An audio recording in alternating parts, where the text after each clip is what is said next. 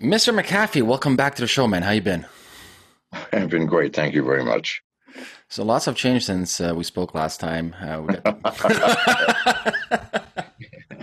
it not, my friend? Has it Yeah, not? that's an understatement, man. Holy shit, man. What's your take on all this? What do you think's happening? I think it's a government grab for power over the people, pure and simple. I Yeah, think it started, and I think a lot of this was actually orchestrated by China. Now, they did not build this virus. It's a strain of the coronavirus. Coronavirus has thousands of strains. It's been around for 5,000 years. The Chinese, nor anyone, created this virus. Um, it seems to be way less deadly now than the flu. That's what Stanford is saying. Oxford University has said exactly the same thing. And I expect Cambridge, MIT, and Johns Hopkins very soon to say the same thing. We've been bamboozled. However, I think China was extraordinarily clever in admitting, confessing to the world. Whoops. Oh my God, we have to tell you the truth. Some virus broke out in Wuhan, and it's deadly. We're so sorry. Now, what did they do? They locked down two cities, 2% of the Chinese population, and let everybody else do anything they damn well pleased. All right. Meanwhile, the press going, well, fuck me. This is not an opportunity. Goes, oh, this is horrible. Staggering numbers are going to die. Well, how staggering is that? 250,000 worldwide? If you have any sense of math whatsoever, you go, staggering? It's a nothing. 7.8 billion people in the world. So you're telling me that one person out of 100,000 who dies is staggering numbers? The flu kills 5 times as many. And what about diarrhea? How many people do you think die from diarrhea, pathogenic, spread by viral contact by touching another person? 3 million fucking people every year. No, this is not staggering at all. Yet the press that doesn't go, listen, this is killing 1 out of 100,000 people. And when it started, it was 1 out of 5 million people. Staggering numbers, they go. Horrific. Instead of going, oh, people, this is going to kill 1 out of 1 million people. You would go, are you shitting me? No. So they use these raw numbers and thinking that people are not going to think. And unfortunately, people don't think. They don't check things for themselves. So anyway, now, what happened in world governments, like in America, one day Donald Trump is going, listen, my advisors say this is not a big deal. And it's not. The very next day, he's going, oh, this is terrible. Why? Because the press trashed him, going, are you crazy? This is staggering. 5,000 people have already died. But governments like the U.S. finally go, now, wait a minute, this is definitely to our advantage. Like in America, Congress passed a $2.2 trillion bill, bailout of what? In which, among other things, the FBI was given emergency powers in a state of emergency to be declared by the party in power, obviously, the president of whatever party, and the FBI reports to that party in power. In an emergency declared by who? The party in power. The FBI can now arrest anybody without a court order, without any sort of charges, and keep them indefinitely. What does that mean? For the rest of your life, if they choose? Now, you tell me that is not a massive power grab. Power from whom? From the people. So that's as I see it. I know for a fact coronavirus is a nothing. Why does New York have 300 times the death rate of any other large city on this planet? It might have something to do with if you are diagnosing a patient with an LRTI, a lower respiratory tract infection, which means it could be the flu, could be tuberculosis, could be pneumonia, it could be allergies, it could be any number of 200 or 300 things, including coronavirus. If you put down pneumonia or the flu, what do you get? Nothing. If you put down coronavirus, what do you get? $39,000 for the stroke of a fucking pen. for 5 seconds of work, $39,000. Now, I'm not saying that that would motivate anybody to put down COVID-19, but please wake the fuck up, people. You know that's exactly why New York has the greatest rate of death on the planet by a factor of 300. That's what comes. That's not statistically possible, people. So, anyway, I could go on forever. I will not. I'm sure you have more important things to ask me. No, but you hit something really important. I said this before. The Fed right now is bailing out states and bailing out everybody. So the incentive is let's propagate the numbers as much as we can, make everything. Yeah, make it look terrible so that we will accept whatever draconian laws you want to pass. Do you understand? People, don't take this lying down. Do you know, you have now, listen, more than any time in human history as a citizen, you have more power than the government. What is that power? Your voice. I mean, if you have 2 followers, that's 2 people that you can scream out, this is bullshit. So do it. Use the fucking power that you have, folks. Go onto your social media and say, this is bullshit, people. Wake the fuck up. And what will happen? Hopefully, I mean, unlike other, quote, revolutions where, like in the French Revolution, the Russian Revolution, they all start from the same reason. Government pushes so hard on you that there's nowhere to push. And then you push back. You don't have to do that in the streets with guns and sticks and pitchforks anymore. You can do that with your voice. Social media has given you a power greater than any weapon on this planet, greater than guns, bombs, planes, nuclear missiles. It's your voice. Fucking use it. Good God, you have the most powerful weapon in the world and you're pissed? Well, say so. Don't just sit there and go, oh, what do I do? What do you do? Use your fucking voice, people. Please. I beg you. Sorry. I do not mean. Well, I have 2 things about this, though. Yes. Number one is you mentioned use your voice, which I concur 100%. But what we're seeing today is Silicon Valley tech giants censoring everybody. For example, the president, Susan, whatever her last name is on YouTube's like, if you don't correspond with what the WHO, World Health Organization states, we will ban you from YouTube. And you're seeing all this censorship happening. They're just completely shadow. You know why? Yeah. You know why? It's only a few people like Elon Musk, John McAfee, that are out there going, I don't give a shit. Listen, I lost 35,000 users in less than a week because my voice was an unpopular voice. And people, they scorned me, called me an idiot, stupid old man. I don't give a shit. Call me what you want. They're just words. I'm telling the truth as I see it, people, and I will not stop. If you all do the same, what are you going to do? Is Twitter going to turn its user base into 0 number of users? No. It's still a fucking business, people. No. Does it matter that Alex Jones has been booted off of everything and many, many others? No. If we all as one, this is the power, not just against the government people, but against those idiots in power in organizations, corporations, social media giants that are beholden to the government. They are way more beholden to their user base. Please understand this. And if we all as one go, no fucking censorship, and this is the truth, what do you think they're going to do? Will they bow to the government or to us? Us. In all cases, when the people rise up as one, with one voice, one heart, one mind, we are invincible. You doubt that? Who won every fucking revolution? Not civil war now, it's a revolution.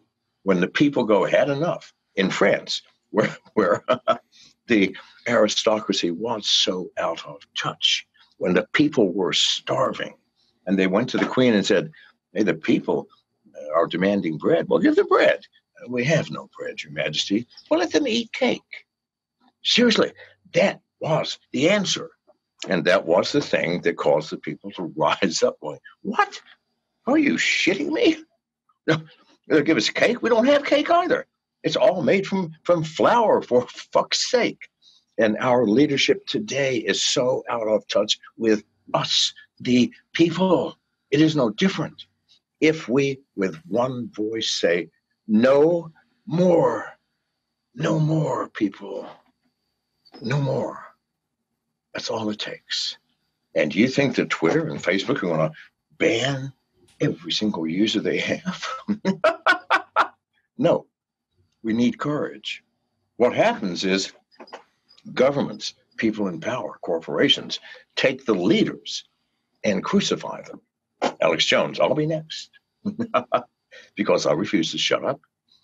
Take the people in power as an example to the rank and file. Well, listen, if I go down, don't you go down. My going down is merely a scare tactic to keep you from using your voice as people. The reason I'm willing to go down is because I truly believe that if we do not speak out and stop this madness, America, as a nation of free people, will become America, the police state. And if you think that's not already happening, please God, look at the hundreds of videos on social media of police beating people because of not obeying social distancing. Well, you tell me, you show me a single law on the books anywhere in this country that says it is illegal to hug someone on the fucking street. This is really a kid what happened in East and Western Germany back in the day. Yeah, well, not only that, my friend, the police are not not obeying social distancing. I just watched a video in Indiana of hundreds of police. Whoops, can you hear me? Yeah, loud and clear. I can't. Hundreds of police, shoulder to shoulder, trying to stop a demonstration of people who were all crowding together, yelling in unison, no more. So it's not a legal thing. Our system of justice, our legal system has evaporated due to this. How? Show me how legally police can arrest you for a law that does not exist. No. And they go, well, emergency powers. You show me in the Constitution where you can have emergency powers that violate all of the clauses of the Constitution. No. Our founders were not that stupid, people. And you show me a single state, county, or district in which there is a law saying, no, you must stay 3 feet from people. And you show me in their Constitution where it's okay to just manufacture a law out of thin air because might be a problem coming. No. Our system of justice has been overruled by fear. Stop, people, else you will end up as slaves. Have you seen though anything that surprised you though in these turn of events lately, like in a beneficial way or some positive light? Yes, yeah, I have seen people standing up for their rights. That's very beneficial. I've seen people getting angry. Where, good God, in Chicago, there's a video just this morning of the police beating a man because he refused to step away from another person. And everybody's going, wait, he did nothing. Revolution is going to come. And listen, we don't want revolution like that where we're in the street with our pitchforks and guns and baseball bats. No, we need a revolution where using our voice, we topple this insanity that is about to drown all of us. Changing gears, what's the Fed? You mentioned 2 trillion. They're now north of 7.5 trillion. They've printed. They're bailing out states. They've bought all the. Yeah, think about that. They're paying off the states or buying them out. I can't even think of what off balance sheets they've been doing, but they set up a SPV to buy all the junk bonds. So basically, I don't know, we're talking about north of $10 trillion of liquidity being printed into the market. We see 5 of the top S&P companies own more than 88% of total market cap on the S&P and Dow. Like, yes. To me, the writing's on the wall, though. This is completely fucked. Well, it looks like it was designed by someone going, how can we take over the world? And somebody goes, oh, here's a great opportunity. Mm-hmm. I don't know. I mean, I'm not a conspiracy theorist, and I don't really I'm not a conspiracy theorist, but I go by incentive, right? So absolute. Well, me too. Who benefits? Well, Who clearly benefits, the mainstream media. The mainstream media is the greatest beneficiary so far. Well, let's look. What happened before lockdown? Well, Monday mornings we get up, we eat breakfast, we commute to work, we spend 8 hours or 9 hours, including lunch at work. We commute home, have dinner. That's 10, 12 hours a day, not watching TV. On weekends, come home, we go out partying maybe. Have a date, fuck somebody, go partying on Saturday, take our kids and family to the park. So what happens now? 24 hours a day, we're always glued to our TV. Why? We can't get out of the fucking house. So what is the true value of any media channel? The number of eyeballs that are glued and the amount of time those eyeballs spend. They have increased by a factor of 10 their fundamental value. And when lockdown is over, because people habituate, you're used to watching this, you're going to miss it. You're going to, at lunch, find, hey, who's got a TV? We can watch Fox News. Seriously? So they have benefited the greatest. Now, the media come to, oh, we're losing money. Well, of course you are for now. What you're doing is spending money on what we would call research and development or product development, knowing that in 2 months you're going to be the richest motherfuckers on the planet. Yeah. They benefited. Who else benefited? Well, China. Duh. China goes, well, we're locking down. What they lock down? 2 cities. 4% of their entire population. For the 96% said, go about your business.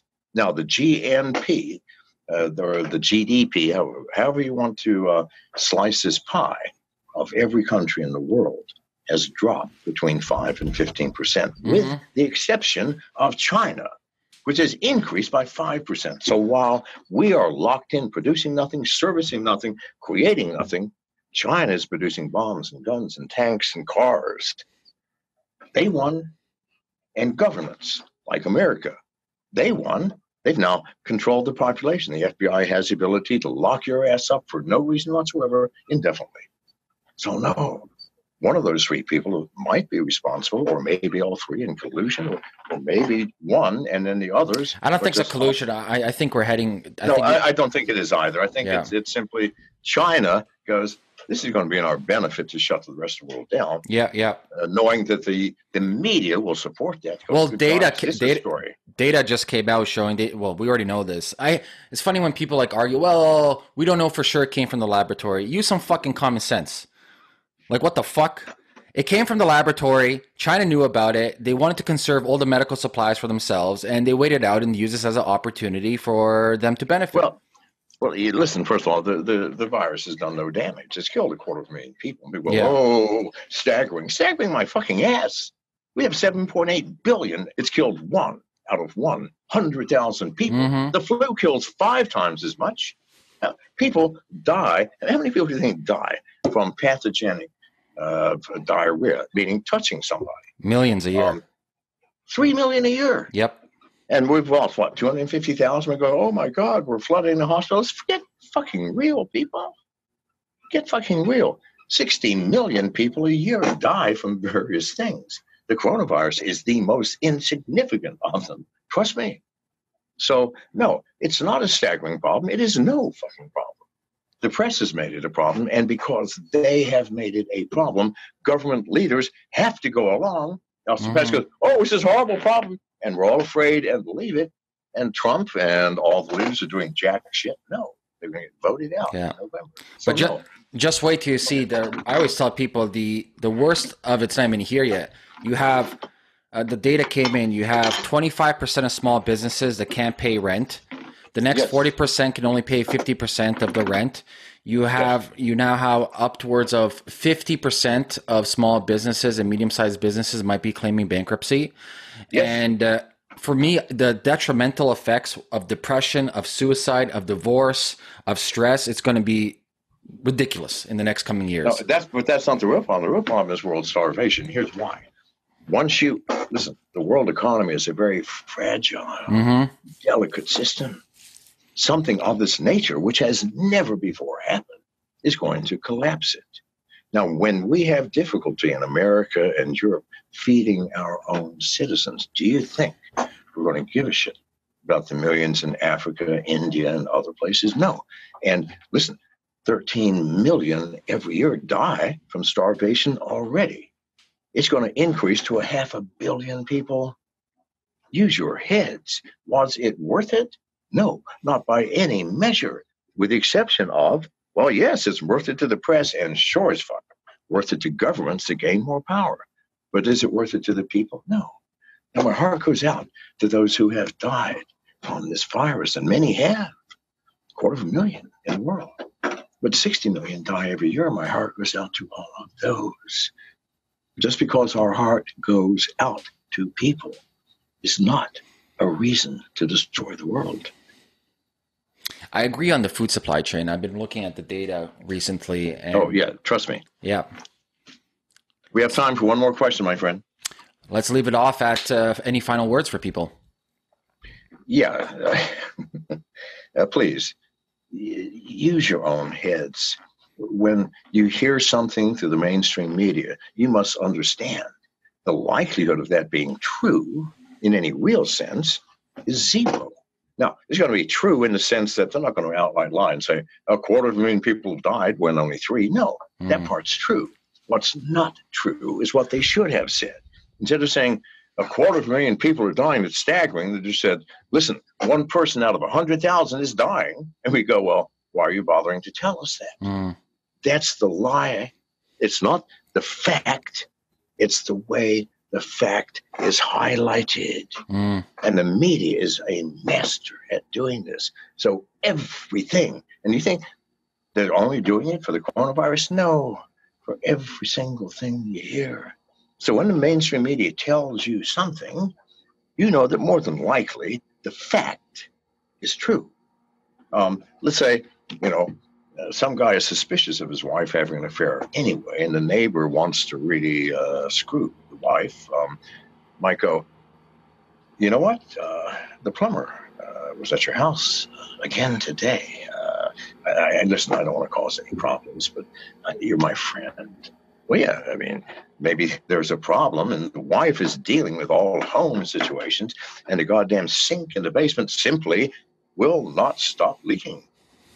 And yet, by saying it, listen, the plumber has been at your house, that handsome guy, the tall, young, handsome guy has been at your house twice this week. I wasn't going to tell you. Well, the way you tell it implies the action that he will take. You understand? Instead of going, God damn it, I have the same problem. I noticed Fred, that young new plumber has had to be fixing your sink twice. I mean, is he no good? I've had the same problem. He's been in my house 5 times and has not solved it. No, that's the truth, maybe. It's how you tell the truth. And the media is a master at telling the truth in a way that manipulates your thinking, your judgments, and ultimately your actions, people. I will leave you with that. And thank you so much for John, always a pleasure, brother, man. Talk to you soon. Yeah, man. Cheers. Bye-bye.